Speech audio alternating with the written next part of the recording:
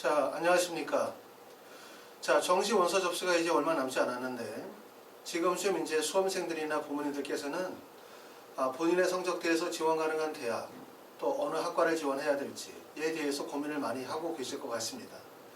또한 이제 해마다 정시에서 선발하는 인원들이 많이 줄어서 올해 같은 경우에도 30%가 채 되지 않기 때문에 정시에서 선발하는 인원이 얼마가 되어질지에 대해서 관심을 가지고 계실 거예요. 그러다 보니까 12월 28일에 수시에서 정시로 이월되어지는 인원이 얼마만큼 확정이 되어질지에 대해서 고민하고 계시고, 또 마지막에는 또 경쟁률이 어떤 변화가 일어날지에 대해서 고민을 많이 하세요. 근데 사실은 수시에서 정시로 이월되어지는 인원의 변화나 또는 경쟁률이라고 하는 부분들이 입시에서는 정말 그렇게 크다란 요소로 작용하진 않습니다. 그래서 우리가 사전에 항상 말씀드리지만 제일 중요한 거는 입시를 미리 예측하고 준비하셔야 되는 경우예요. 첫 번째는 수시에서 정시로 이월되어오는 인원이 올해만 발생이 되어지는 것이 아니라 해마다 이원 인원이 계속해서 꾸준하게 발생이 되어져 왔기 때문에 이원 인원이 미치는 영향 또한 그렇게 크지 않고, 그리고 그것을 본인만 알고 원서 지원하는 것이 아니라 모든 학생들이 알고 지원하는 원서 지원이기 때문에 큰 의미가 없고, 또한 경쟁률이라고 하는 것도 주식 투자처럼 실시간으로 경쟁률이 눈에 보이는 것이 아니라 말씀드렸었던 것처럼 12시 이후에 한 번, 마감되고 난 다음에 한 번 이렇게 보여지기 때문에 눈에 보이는 숫자를 보고 원서 지원하시게 되어지면 벌써 늦거나 아니면 오판하는 경우들이 많습니다. 그렇기 때문에 원서 지원을 할 때는 미리 원서 접수 들어가기 이전에 계획을 다 세워 놓으시고, 그리고 내가 만약에 원서 지원을 하게 되어진다면 가급적이면 원서 접수 첫날이나 둘째 날 원서 지원하는 게 가장 좋습니다.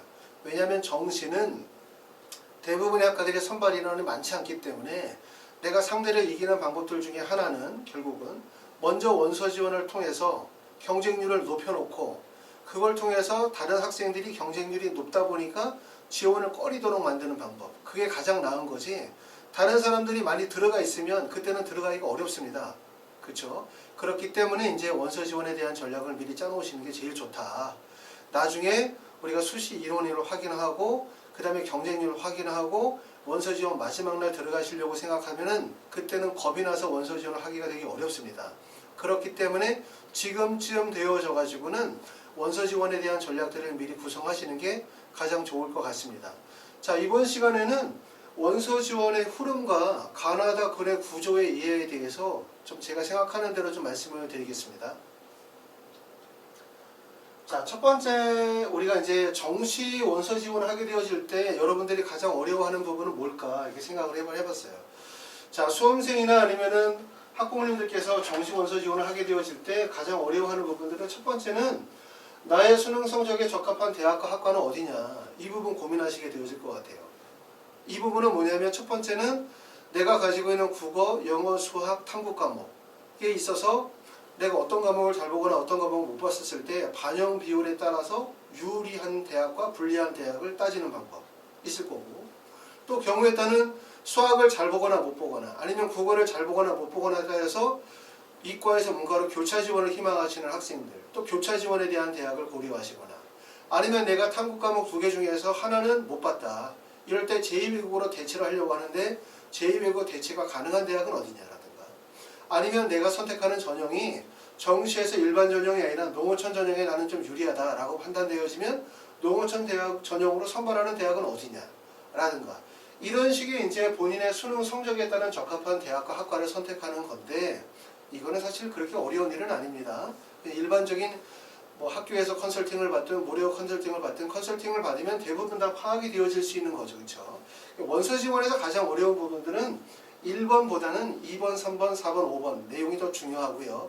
물론 1번의 첫 번째 본인의 성적대에서 지원 가능한 대학이나 학과가 뚜렷하게 방향이 잡혀져야만 그 다음에 전략을 세울 수 있는 것은 맞습니다. 두 번째로 중요한 거는 가나다 군배열을 하는 게 되게 중요해요. 가나다 군배열은 우리가 정시는 3번의 원서 지원을 할 수 있잖아요. 그렇죠?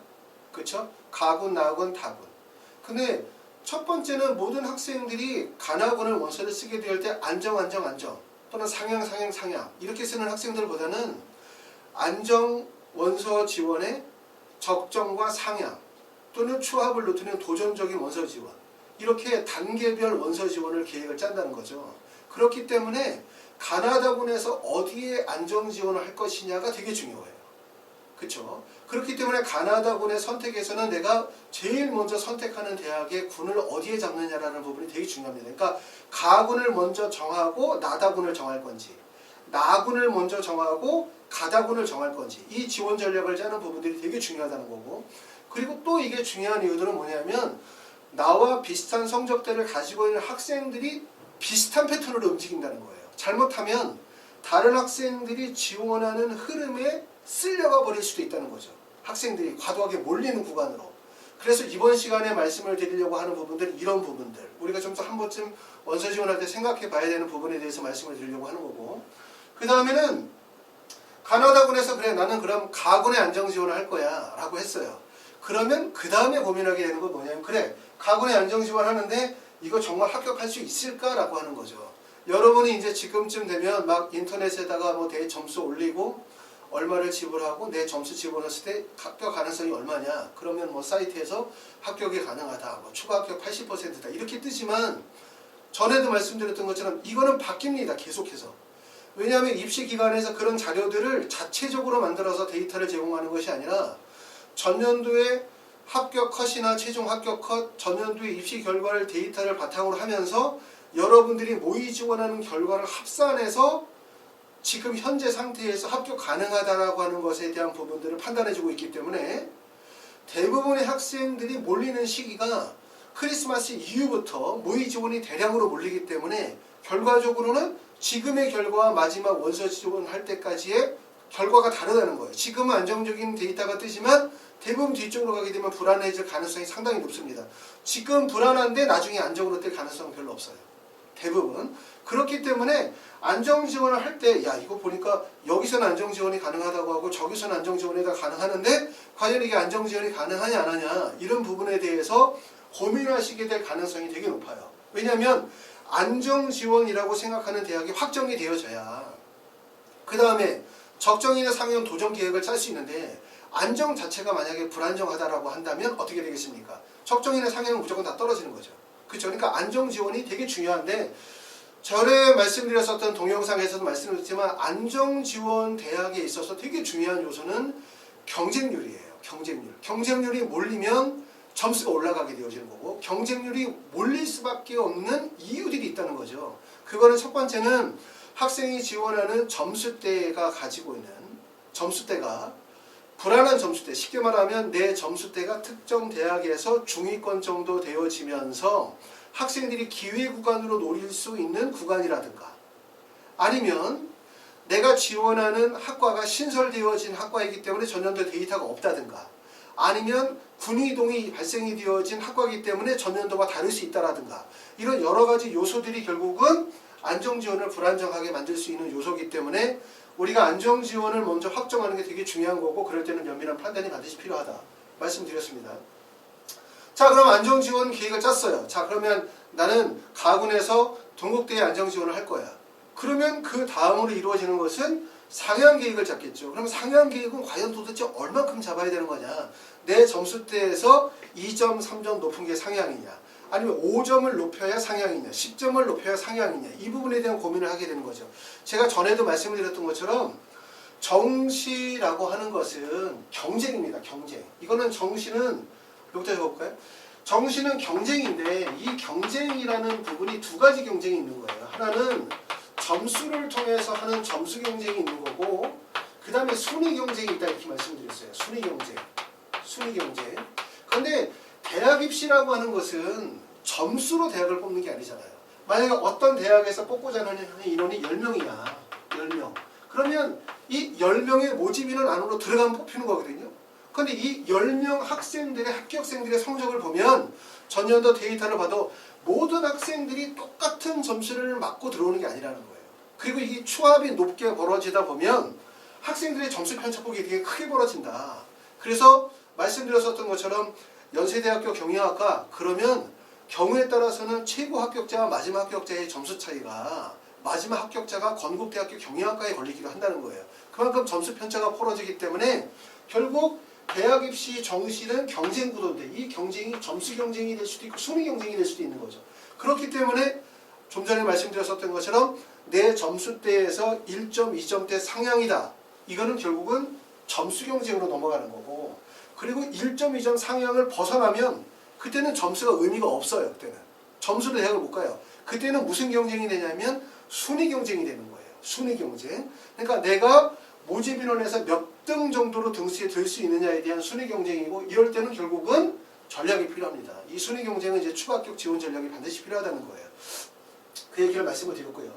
그 다음에 5번째는 이런 고민하죠. 그래, 그럼 다 결정됐어. 내가 가나다군에서 안정적정 상향 지원에 대한 전략도 다 세웠고, 그러고 난 다음에 이제 고민하는 부분들은, 그래, 원서를 써야 되는데 이거 경쟁률이 몰리면 어떻게 하지, 이런 거죠.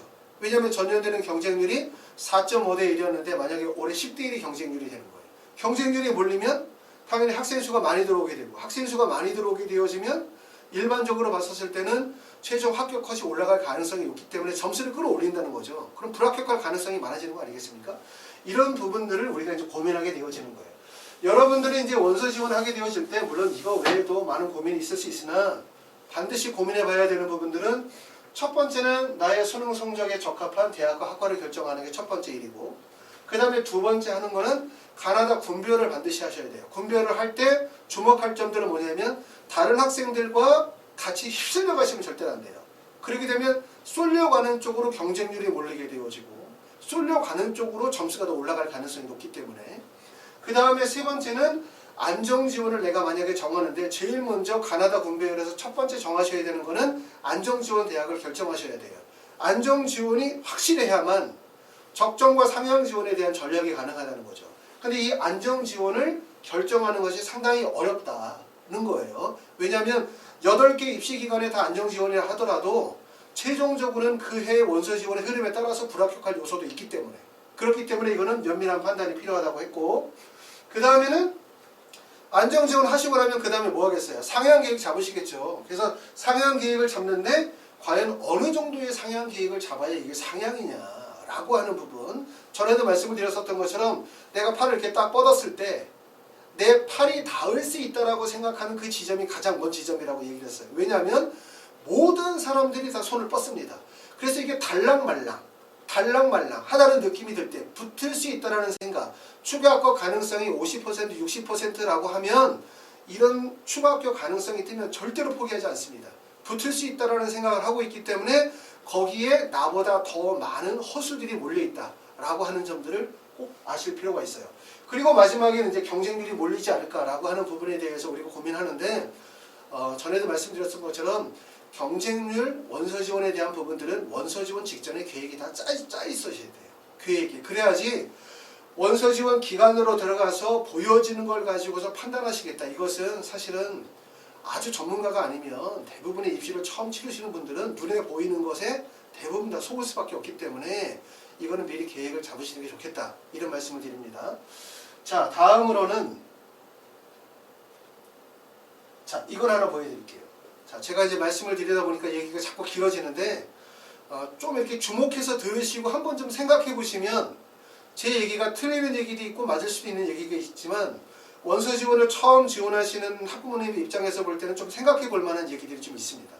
자, 이거는 마치 이제 크리스마스 트리 모양으로 생겼어요. 말씀드리고자 하는 것은 결과적으로 뭐냐면 전체적으로 이런 군 이동에 대한 부분들을 말씀을 드리려고 하는 거예요. 군 이동에.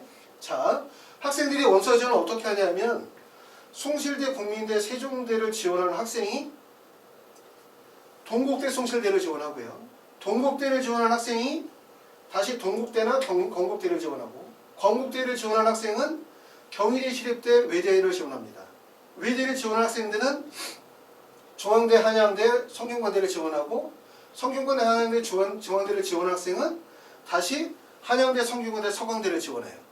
그리고 이곳을 지원하는 학생들은 연대나 고대를 지원하게 돼 있고, 연고대를 지원하는 학생들은 서울대를 지원하거나 아니면 의치한의대를 빠지거나, 서울대를 지원하는 학생들은 나군의 의치한의대를 빠지겠죠. 이게 이제 전체적으로 이렇게 순환되어지는 그래프입니다.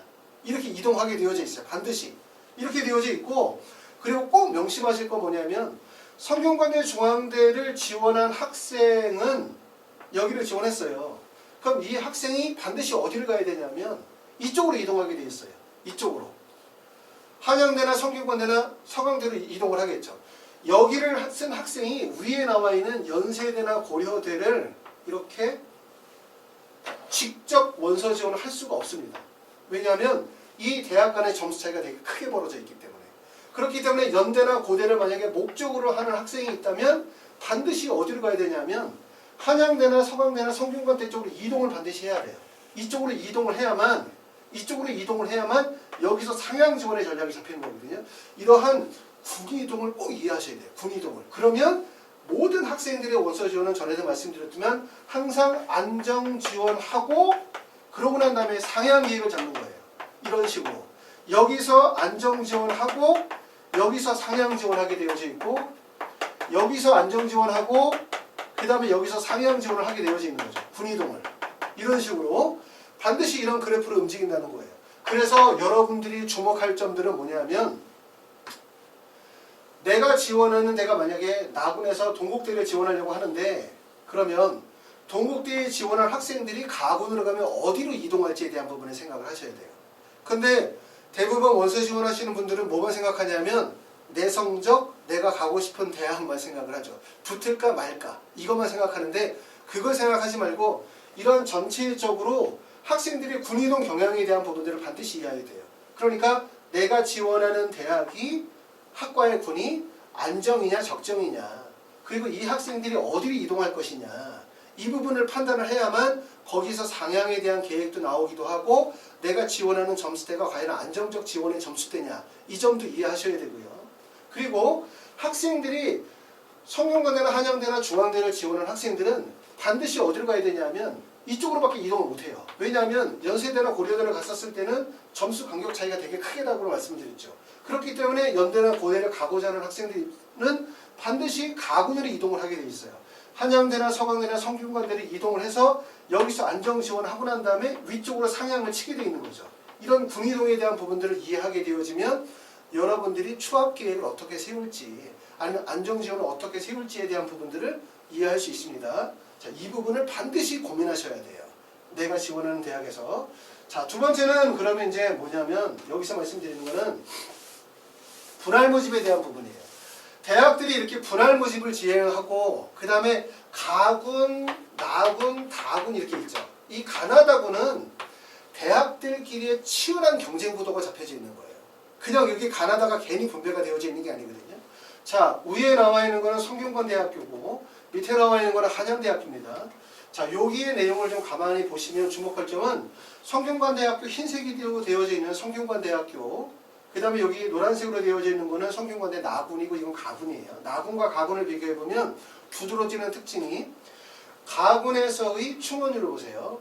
성균관대학교 가군 충원율은 124, 268, 300%예요. 여기가. 성균관대학교 나군의 충원율은 31%, 그 다음에 4%, 0%입니다. 자, 비교가 되죠. 여기하고 여기하고. 그 다음에 또 중요한 점들은 경쟁률을 봅시다. 경쟁률. 가군의 경쟁률은 여기 나와 있는 것처럼 자, 높은 경쟁률은 9.69, 9.08의 경쟁률. 그 다음에 나군의 경쟁률을 보면 나군은 대부분 다 3점대의 경쟁률이에요. 경쟁률. 그러면 무슨 말이냐면 여기를 다시 보면 성균관대학교가 나군에 있고 가군에 있는데 학생들이 가군으로 다 몰렸다는 거죠. 여기는 경쟁률이 9대1 정도 되고 여기는 경쟁률이 3, 4대1 정도밖에 경쟁률이 안 나오니까. 그리고 추합률도 어떻습니까? 이쪽으로는 추합률이 한 300% 정도 추합률이 나오고 여기는 추합률이 40%나 0%밖에 안 나와요. 그러니까 결과적으로 무슨 얘기냐면 이쪽 지역은 경쟁률이 몰리고 추합률이 몰렸다는 것은 배치표에 나와 있는 점수보다 실제 점수가 더 높아질 가능성이 높다는 거예요. 높다. 그리고 여기는 뭐라고 얘기했습니까? 경쟁률이 낮고 추합률이 거의 없다는 거예요. 추합률이 없다는 것은 뭐냐면 지원한 학생들이 점수의 경쟁력이 낮다는 거죠. 점수의 경쟁률이 낮으니까 상위 대학에 못 붙은 거 아니겠습니까? 그렇죠? 불합격 이유가. 그렇기 때문에 이런 구간들은 실제 배치표의 점수보다 좀 낮을 수 있다는 거예요. 여기는 높을 수 있다는 거고. 그렇죠? 그런 의미를 담고 있습니다.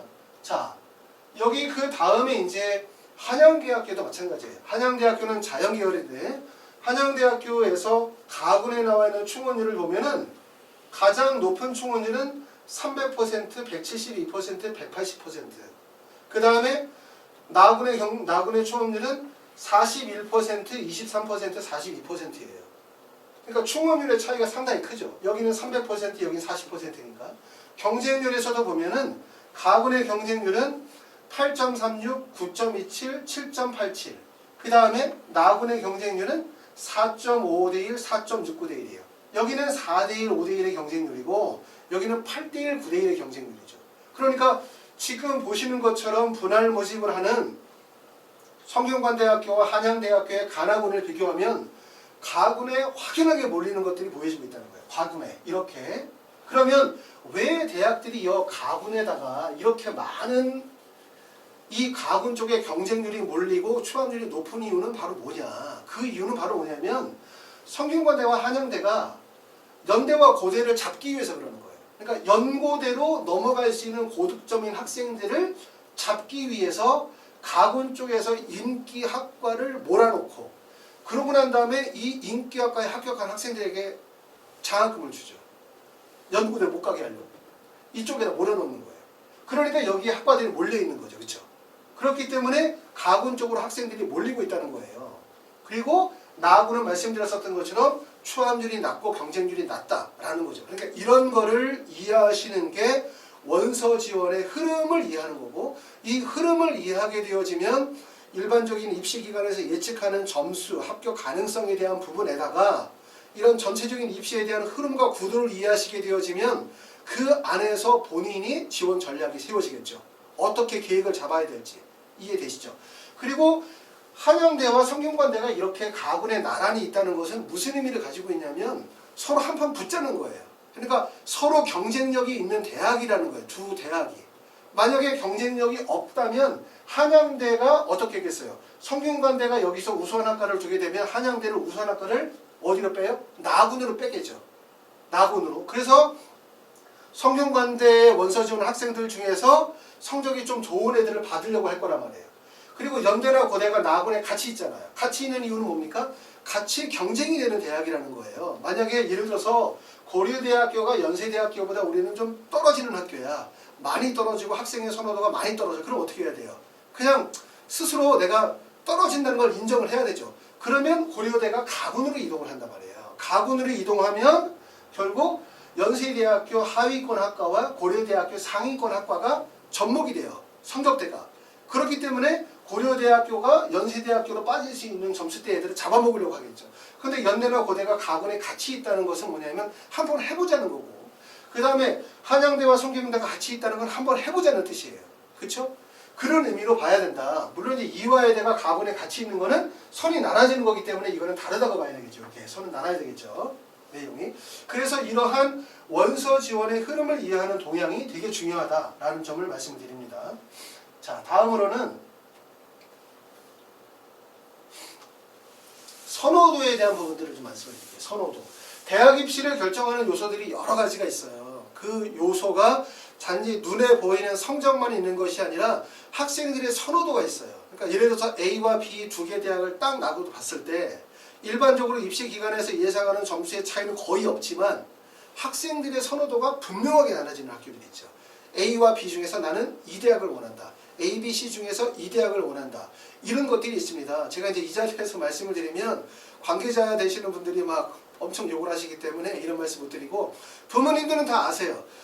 배치표상에서는 점수 차이가 별로 없지만 학생이 가고 싶어하는 대학 그거는 본인만 가고 싶어하는 게 아니거든요. 대부분의 학생들이 똑같은 생각을 가지고 있습니다. 자, 이거는 이제 제가 그 입시 컨설팅을 할 때 꼭 이렇게 이제 표를 만들어요. 가군, 나군, 다군 비슷한 성적대의 학생들을 쭉 놓죠. 대학과 학과들을. 보통 일반적으로 원서 지원하시는 분들은 다 뭐만 생각하냐면 본인의 성적으로 지원 가능한 대학, 그 대학의 전년도 합격 컷이 얼마인지, 추함률이 얼마인지 이런 거. 그러니까 결국은 자기가 지원할 대학만 계속 쳐다보시는 거예요. 그것만 분석을 하시죠. 그런데 그렇게 해가지고는 답이 안 나오고 원서 지원은 반드시 뭘 봐야 되냐면 나무도 보지만 숲을 봐야 돼요. 숲을. 전체적인 지원의 흐름과 동향을 이해해야만 그래야만 우리가 안정, 적정, 상향 지원의 대학이 나오는 거죠. 여러분들이 원서 지원하실 때 안정 지원만 내가 하려고 한다. 그럼 그냥 인터넷에다가 성적을 계속 입력하세요. 그냥. 그럼 내 성적대에서 이게 안정 지원인지 아닌지 학교 가서 물어봐서 안정 지원인지 아닌지 이거를 물어보는 건 안정 지원이에요. 이런 컨설팅은. 근데 우리가 여러분들이 말씀을 아까 드렸던 것처럼 모든 학생들은 안정, 적정, 상향 계획을 반드시 세우게 되어진다. 그렇기 때문에 안정 지원 다음에 적정 상향 지원의 계획을 볼 때는 전체적인 흐름을 이해하셔야만 계획을 잡을 수 있어요. 자, 그러면 여기서 말씀드리고자 하는 건 이거예요. 자, 이게 여기 보면 여기가 가군이고 여기가 나군입니다. 우리가 주목해서 생각해 볼 점이 있어요. 지금 여기서 보면 성균관대학교가 있는데 성균관대학교가 이렇게 나와 있어요. 성균관대학교는 지금 현재 600점 만점 표준 점수를 봤었을 때 397점 정도 나군에 있는 성균관대가. 성균관대 경영학과는 307점이라고 얘기를 해요. 전년도 경쟁률이 3.81이에요. 성균관대 글로벌 리더는 397점입니다. 근데 여기서 우리가 의문이 되는 거는 여러분도 같이 한번 생각을 해봐요. 397점을 맞은 학생이 과연 가군의 성균관대를 쓸까? 왜 쓸까? 생각해봐요. 자, 그러면 위에 배치표에 나와 있는 점수를 보면 이렇게 397점인 학과는 여기까지 있습니다. 자, 고려대학교 노원호문, 고려대 서서문, 고려대학교 역사교육, 고려대학교 일원문, 고려대학교 중어중문이 있고 그 다음에 바로 밑에는 397점에는 연세대학교 사회복지학과, 연세대학교 철학과가 398점에 있어요. 자, 그러면 내가 397점 맞았는데 성균관대 경영학과를 쓸까? 쓰는 사람도 있을 수 있어요. 근데 제 생각으로는 397점이 맞은 학생이 나군의 성균관대 경영학과를 나군에 쓴다. 이렇게 생각하진 않아요. 저는 397점을 맞은 학생이라면 어디를 갈 가능성이 높다면 성균관대를 쓰지 않고 397점대에 해당이 되는 서강대학교나 성균관대학교의 가군의 원서 지원을 하겠죠. 이 점수는 가군의 원서 지원해서 가군에서 안정 지원을 하고 난 다음에 어디로 넘어간다? 연대나 고대로 넘어갈 가능성이 높아요. 연대나 고대로 상향으로 이렇게. 그쵸? 여러분도 그렇게 생각하시죠? 이거는 무슨 얘기냐면 전체적인 배치표에 나와 있는 점수 상태에서 이해가 안 되는 것들 얘기라는 거예요. 아니 397점을 맞은 학생이 성균관대 경영을 목표로 삼을까? 아니면 397점을 맞은 학생은 397점이나 396점대의 가군에서 서강대 성균관대를 안정적 지원하고 난 다음에 나군에서 연대나 고대로 넘어갈까? 이거죠. 근데 보통 서강대나 성균관대도 물론 우수하고 좋은 학교지만 대부분의 학생들은 스카이에 대한 열망이 있어요. 연대나 고대를 반드시 가고 싶다는 생각이 있거든요. 근데 이런 것들은 이제 제 생각으로는 배치표에서 이런 것들이 선호도가 반영이 되지 못하는 구간이라고 보는 거예요. 그러니까 이거는 실제로는 아까 말씀드렸던 것처럼 나군은 가군에 비해서 점수가 낮아요. 이거보다. 낮다는 거예요. 낮다는 얘기가 잘못 이해하시면 안 돼요. 낮다는 얘기가 397점이라고 나와 있지만 낮다는 의미는 이게 397점이 아니라 396점이나 396.5 정도는 된다 라는 의미지, 낮다는 의미가 뭐 390점까지 떨어진다 이런 의미를 가지고 있는 것은 아니다. 이거를 꼭 이해하실 필요가 있습니다. 그리고 여기서도 마찬가지로 봐요. 여기도 보면 한국 외대에 보면 자 랭귀지 트레이드 학과가 있는데 랭귀지 트레이드 학과가 391점이라고 지금 잡혀놨어요. 이 학과가. 근데 과연 이게 391점을 맞고 한국 외대를 갈까? 물론 갈 사람도 있습니다. 꼭 100%는 아니라는 얘기예요. 하지만 제 생각을 얘기하면 제가 생각할 때는 391점을 맞은 학생은 여학생들 같은 경우는 외대보다는 이화여대를 선호하는 학생들이 있을 것 같고 그 다음에 391점대를 맞은 학생들 중에서는 경희대나 시립대의 세무학과 같은 데를 갈 사람도 있을 거고 한국 외대보다는 비슷한 점수대에 있는 한양대를 갈 가능성이 더 높지 않을까라는 생각을 갖는 거죠. 그렇기 때문에 이러한 구간들은 실제로는 배치표에 나와 있는 점수보다 점수가 낮을 수 있다는 거예요. 그래서 여러분들이 꼭 고려하실 때 뭘 봐야 된다? 선호도에 대한 부분들을 고려해야 된다. 이 점수를 100% 그대로 믿는 것이 아니라 학생들이 과연 선호도를 어떻게 가져갈 것인가 아니면 지원 경향과 흐름을 어떻게 가져갈 것인가 이런 부분들을 이해하시게 되면 아 이런 점수대는 실제 배치표에 나와 있는 점수보다 입시기관의 예측 점수보다 합격 가능성의 점수가 낮을 가능성이 높다. 그리고 낮다는 게 보여줬잖아요. 뭘 보여줬습니까? 앞에 나타났었던 것들처럼 앞에 제가 여기 어디였죠? 보여드렸던 것처럼 성균관대학교와 한양대의 내용을 보면 결국 가군에 비해서 나군이 실제 경쟁률과 실제 충원률에서 점수 차이를 크게 보이고 있어요. 그런데 일반적으로 추학 가능성의 점수에서는 점수 차이가 크질 않아요. 하지만 충원률과 경쟁률에서는 확연하게 구분이 되어지고 있죠. 그렇죠? 이런 것들이 결과적으로 뭐냐면 입시의 데이터들이 모든 것을 담을 수가 없는 이유들이 바로 그겁니다. 그래서 이러한 선호도에 대한 부분들을 이해하실 필요가 있다 말씀드렸고요. 자, 그 다음에 이제 세 번째는 뭐냐면 치열한 경쟁 구도예요. 가나다군은 여러분이 생각할 때는 그냥 나 가군에 어디 있을지 나군에 어디 있을지 이건데 조금 더 생각을 해보면 가나군이라는 건 대학끼리 치열한 경쟁 구조를 담고 있어요. 왜냐하면 좀이라도 우수한 학생들을 내가 받기 위해서 그러기 위해서 대학들이 학과를 포진을 시키죠. 이렇게 어떻게 포진을 시키냐면 보시는 것처럼 서울 연세대 고려대가 이렇게 있으면 연세대 고려대에 서강대 성균관대 학생들이 원서를 쓰는데 서강대 성균관대 상위권 학과를 쓰는 학생들이 연세대 고려대 하위권 학과에 물리게 되어져 있어요. 또 그리고 서강대 성균관대 중앙대 원서를 쓰는 학생들 중에서 상위권 학생들이 여기를 지원하게 되면 하위 학과를 몰리게 되어져 있는 거죠. 그러니까 결국은 대학들이 우수한 학생들을 유치하기 위해서 가나다 군부여를 통해 가지고 어떻게 한다? 학과들을 몰아서 위로 대학들이 올라가는 거, 학생들이 올라가는 거 차단하기 위한 목적인 거죠. 그러다 보면 학생들은 어떻게 해야 돼? 아까 말씀드렸던 것처럼 연세대 고려대를 가고 싶어. 그러면 여기서 이렇게 지원할 수가 없어요. 점수 차이가 크게 벌어지기 때문에. 그러니까 결국은 연대 고대를 간 애들은 반드시 여기서 안정 지원을 하고 난 다음에 이리로 넘어가야 되는 거죠. 이쪽 구간으로. 그쵸? 자.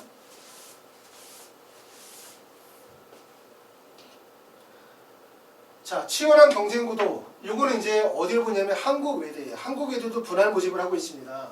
한국외대 서울 캠퍼스 같은 경우는 가군과 나군에 이렇게 분할 모집을 해요. 자, 딱 보면 여러분이 이해하실 점들은 뭐냐면 가나군에서 일단 첫 번째 학과를 한번 보세요. 학과.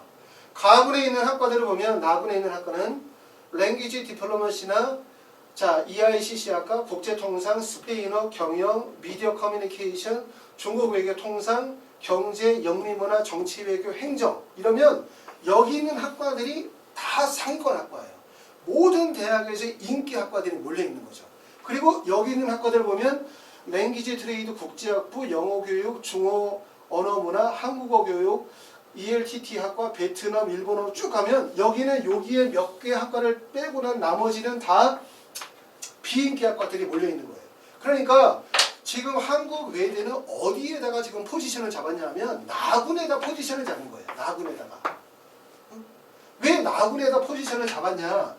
가군에 있는 학생들하고 경쟁이 안 되는 거예요. 가군에 있는 대학과. 그러니까 가군에서 나군으로 이동하는 가나가 있는데 가나군에 있는데 나군에서 가군으로 이동할 수 있는 학생들, 높은 성적대의 학생들을 붙잡기 위해서 일부러 나군 쪽에다가 대량으로 많은 학생들을 지금 몰아놓은 거죠. 그쵸? 그래서 여기서 보시면 어디하고 경쟁을 하냐, 한국외대는.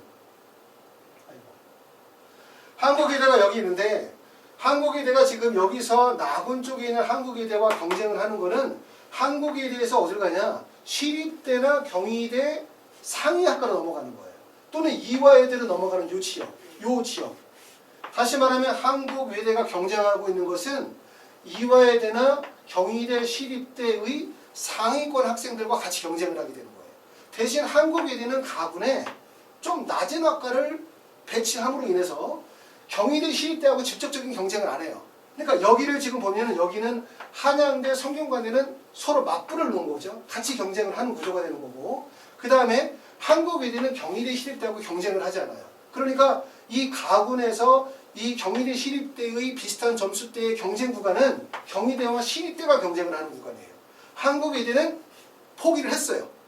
그렇기 때문에 학과를 이쪽으로 다 몰아넣은 겁니다. 나군 쪽에서. 그래서 한국외대는 한국외대 상위권 학과와 경희대 시립대의 학과들 중에서 중상위권의 학과들을 지원한 학생들이 한국외대를 선택하도록 하기 위해서 일단 포지션을 나군 쪽으로 이동을 한 거지. 이런 것들이 이제 지원 전략에 숨어져 있는데 그러면 이제 우리는 여기서 뭘 봐야 되냐 하면은 결국은 뭐냐면 한국외대가 나군 쪽에다 인기학과를 몰아놨다는 거예요. 그렇기 때문에 이 인기학과를 몰아놓은 거는 실제로 점수가 높다는 얘기고 이 높은 점수대로 들어온 애들은 가군 쪽으로 이동할 가능성이 상당히 높다는 거죠. 그러니까 추함률이 여기서 높게 벌어진다는 거죠. 그런데 가군을 지금 보시면은 경쟁률이 어떠냐면 나군에 비해서 경쟁률이 높아요. 높기도 높을 뿐만 아니라 자, 제일 높은 학과는 자, 경쟁률 가장 점수대가 높은 391점은 3.86대 1 높지 않습니다. 밑에는 5.64, 그 밑에 영어 교육은 10.1이에요. 그 다음에 중국어가 6.59, 그 다음에 밑에 보니까 ERTT가 6.33, 그 다음에 일본어가 6.88, 이 정도. 그 다음에 몽골학과는 8대 1 정도의 경쟁률이 나왔어요. 자, 나군으로 이동해서 보면은 나군에서는 경쟁률이 가장 낮은 과는 2.67, 높은 과가 5.64대 1 정도. 그 다음에 다 4대 1, 3대 1이고 나머지 5.59대 1이에요. 그러면 여기서 보여주는 건 뭐냐면 가군의 경쟁률이 몰렸다는 거예요. 가군의 경쟁률이 몰렸다는 얘기는 점수 경쟁력이 없다는 거예요. 이 학과가. 점수 경쟁력이 없기 때문에 눈치를 보고 들어온 학생들이 많다는 거죠.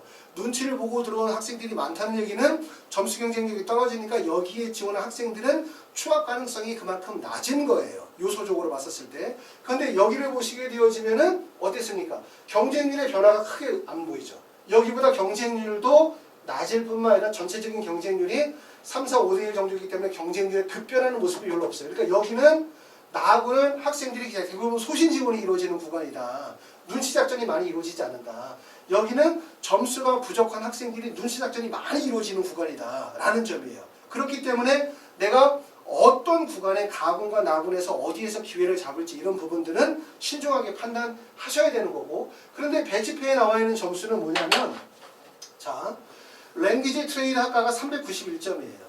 자, 여기는 391점인 학과가 여기 보니까 나머지 EICC부터 시작해서 여기는 389, 자, 387, 385점대예요. 근데 여기 보면 388, 388, 388, 387이니까 여기까지가 387에서 388의 학과고 여기는 388에서 387은 여기입니다.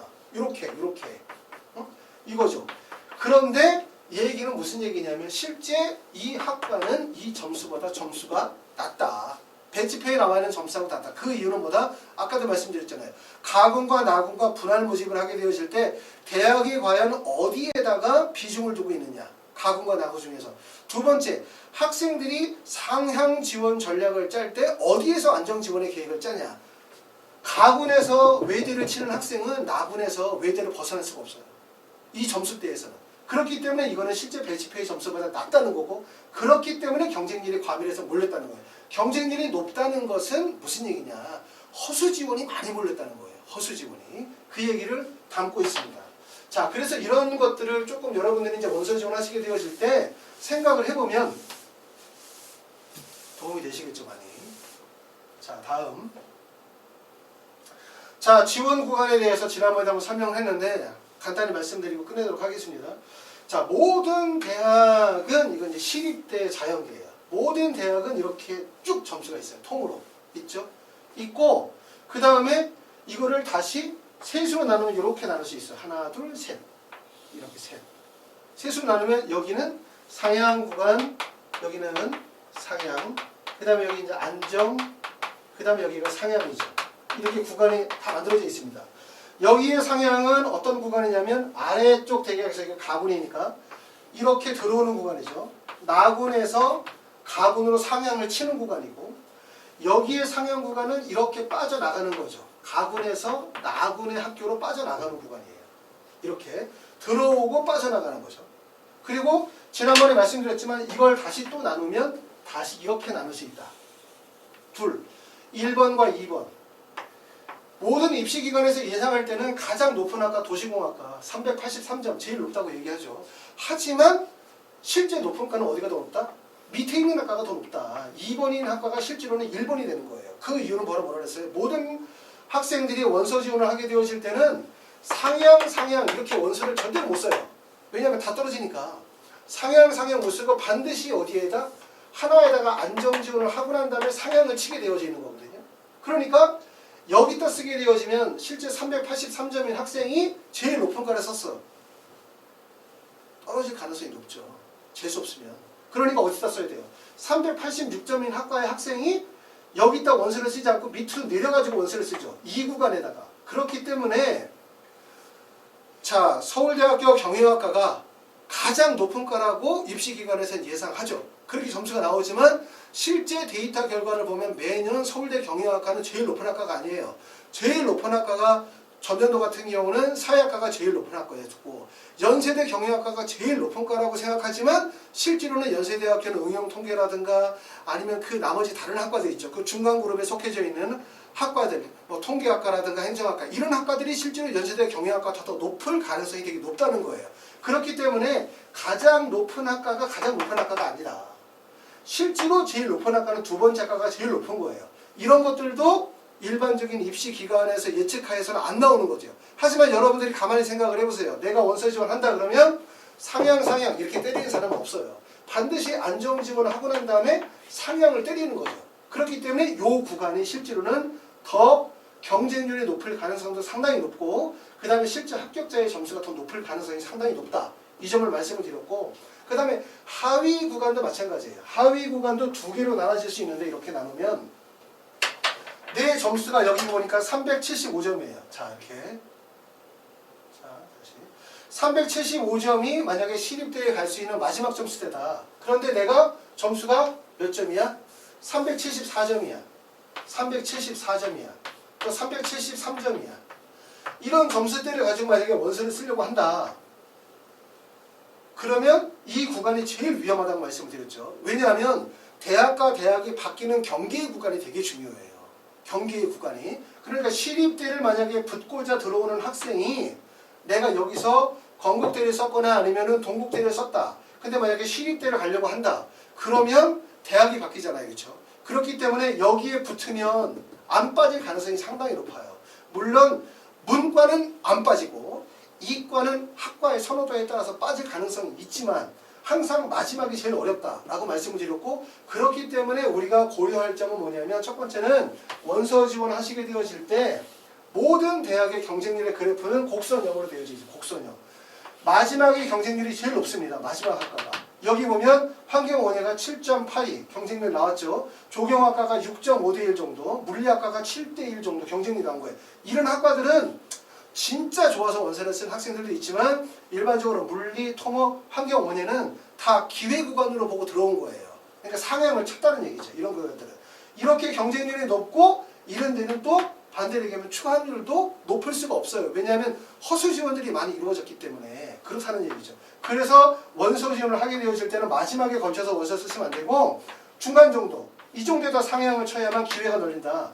예를 들어서 그 중간이라고 하면 이런 데 있죠. 공간정보공학과 경쟁률 5.7대1 그리고 377점이니까 여기보다 어떻게 됐습니까? 플러스 2점 정도 상향이 됐고 그럼 이 점수대를 가진 학생들은 나군에서 좀 더 선택폭이 넓어지는 거예요. 그러니까 추합이 발생이 되어질 가능성이 높다는 거죠. 그리고 우리가 상향을 만약에 목적으로 삼으시는 분들 내가 추가 합격을 목적으로 삼는다. 그러면 추가 합격을 목적으로 삼는 분들은 내 성적대와 실제 합격 점수의 점수 차이가 되게 근접하다고 판단이 되어지면 아래쪽에다 원서를 쓰시는 거고요. 당연히. 그렇죠? 그리고 중간 쪽이 기회가 된다고 항상 제가 말씀드렸어요. 중간이. 왜냐하면 모든 학생들은 추가 합격 예를 들어서 상향으로 원서를 써야지 라고 생각하면 어디다 원서를 쓰려고 생각을 하냐면 어디 넣냐 추합률이 높은 학교 이렇게 추합률이 높다 추가 합격률이 높다 그러면 추가 합격률이 높으면 그럼 이건 합격 가능성이 높다고 생각하세요. 합격 가능성이 높다 이렇게 생각하지만 추합률이 높다는 것은 아까 뭐라고 얘기했어요? 전에도 말씀드렸던 것처럼 추합률이 높다는 것은 상위 점수대의 학생들이 많이 포진이 되어 있다는 얘기고 그 얘기는 다시 말하면 제자리에서 줄넘기를 여러 바퀴 도는 거와 비슷하기 때문에 아래까지 점수가 떨어지지 않아요.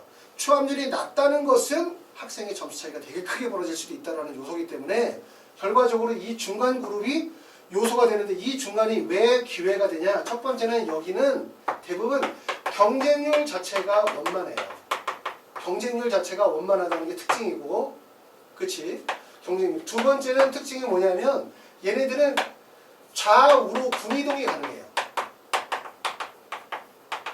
좌우로 군이동이 가능하다. 왜냐하면 서울시립대 요 정도 학과를 쓸 수 있는 학생들은 가군에서 나군에서 다른 대학을 선택하다 하더라도 학과의 만족도가 어느 정도 유지가 되어진다는 거예요. 그렇기 때문에 여기서는 이동이 가능하고 세 번째로 가장 중요한 거는 허수 지원을 피할 수 있다. 허수 지원을 피할 수 있다. 이게 제일 중요한 거예요. 그러니까 경쟁률 자체가 매년 항상 원만한 경쟁률을 보인다는 거예요. 4대1, 5대1 정도의 경쟁률. 그 다음에 좌우 군이동이 가능하기 때문에 여기를 쓴 학생들이 나군으로 이동했었을 때 대학을 바꿀 수가 있어요. 대학이 학과는 비슷한데 대학만 바뀐다고 한다면 이동이 가능하다는 거고, 그 다음에 허수의 지원을 피할 수 있다. 허수의 지원을 피하는 게 입시에서 되게 중요한 요소인데, 제가 마지막으로 하나를 좀 말씀을 드리면, 원서 지원은 죄송합니다.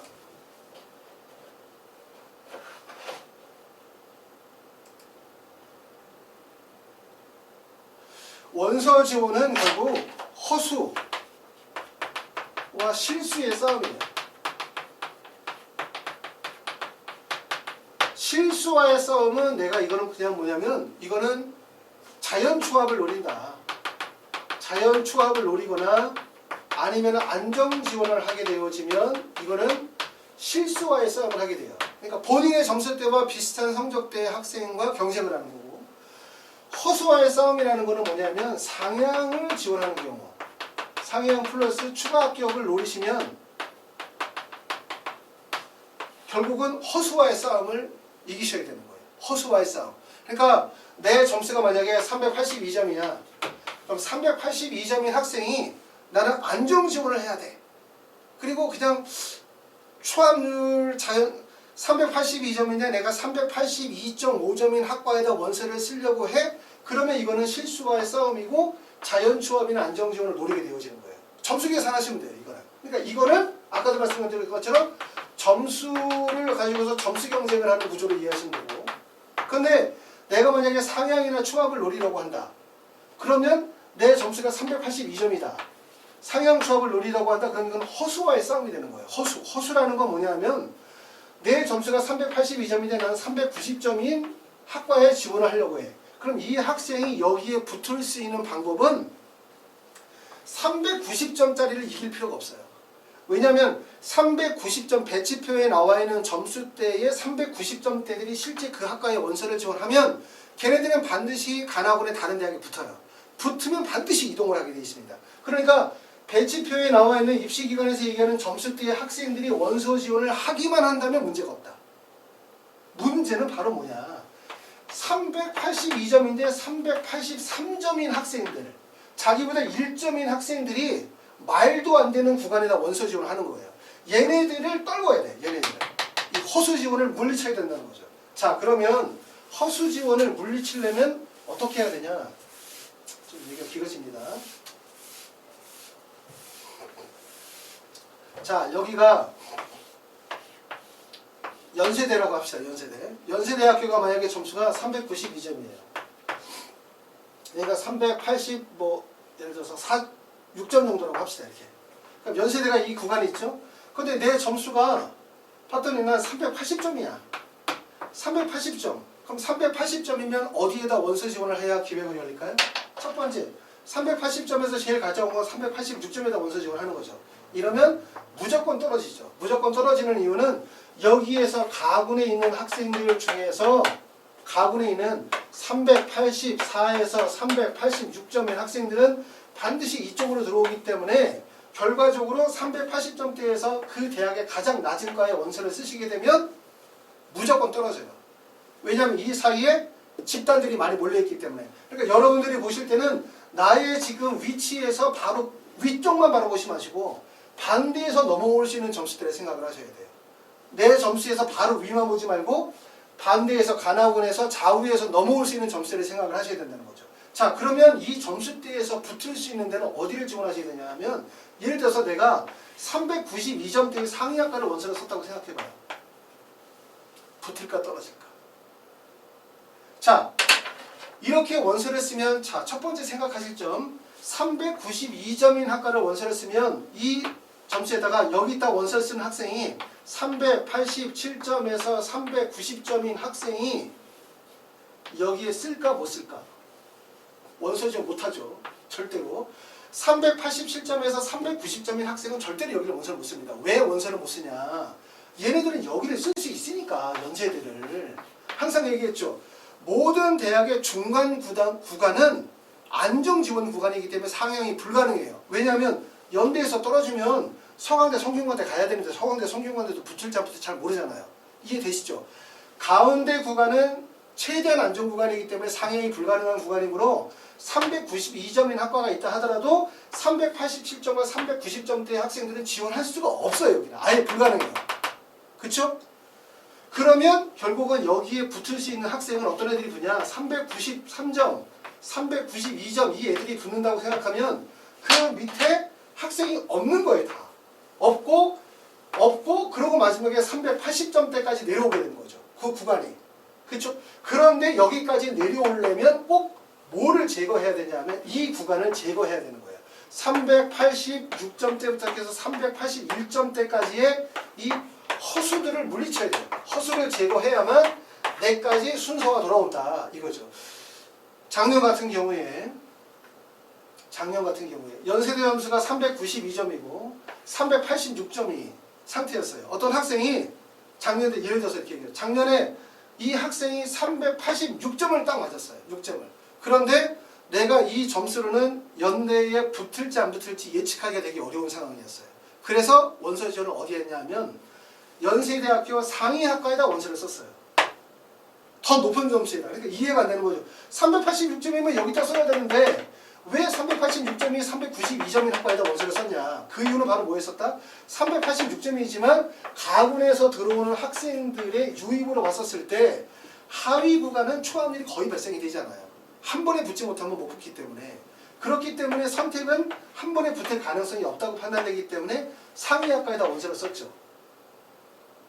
그랬더니 어떤 문제가 발생되냐. 중간에 있는 점수대에서 지원을 못하는 거죠. 가장 끝에 붙은 거죠, 학생이. 그렇죠? 그러니까 전년도의 추합률이 약 90% 정도의 추합률이었을 때 학생이 마지막에서 합격할 수 있는 기회가 열리는 거예요. 그 기회가. 그러니까 허수를 제거하거나 아니면 그 대학의 지원 구간에서 그 구간 내로 들어가게 되면 상위학과의 기회가 열려요. 왜냐하면 중간에서 상위학으로 원서 지원을 할 수가 없기 때문에. 이런 부분들은 뭐 어떻게 생각하실지 잘 모르겠지만 한번 고민을 한번 해보세요. 내가 될지 안 될지. 그래서 오늘 이렇게 쭉 말씀을 드린 얘기는 이거예요. 좀 전에 말씀드렸던 것처럼 여러분이 원서 지원을 하게 되었을 때는 두 가지를 하게 돼요. 하나는 점수 경쟁이냐 순위 경쟁이냐. 점수 경쟁은 안정지원과 자연추합을 노리는 거고 순위 경쟁은 결과적으로 뭐냐?